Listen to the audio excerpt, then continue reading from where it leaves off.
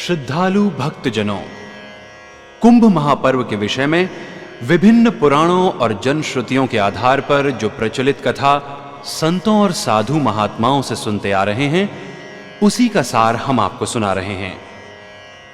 कुंभ का पर्व प्रत्यक्ष रूप से समुद्र मंथन के बाद क्षीर सागर से निकले अमृत कलश से जुड़ा हुआ है।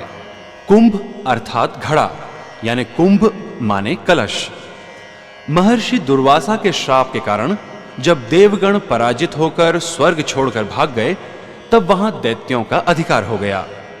स्वर्ग पर शासन करने और अमृतत्व की लालसा में सभी देवता ब्रह्मा सहित क्षीर सागर में विष्णु जी के पास पहुंचे और उनसे स्वर्ग रक्षा की प्रार्थना की।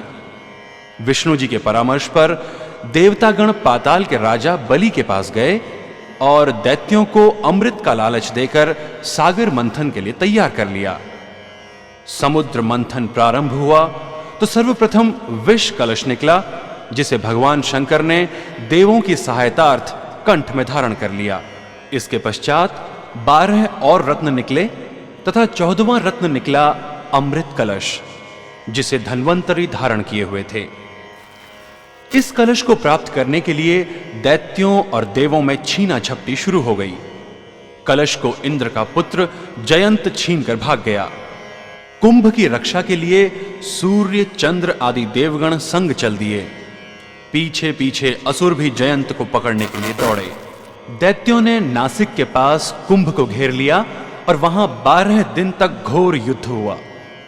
जयंत फिर कुंभ लेके भागा और क्रमशः उज्जैन, हरिद्वार और प्रयाग में 12 दिन तक देवासुर संग्राम हुआ। इन चारों स्थानों पर जयंत से छीना झपटी में अमृत की बूंदें छलक गईं और ये चारों स्थान पावन तीर्थ स्थल बन गए। स्वर्ग का एक दिन धरती के 1 साल के बराबर होता है।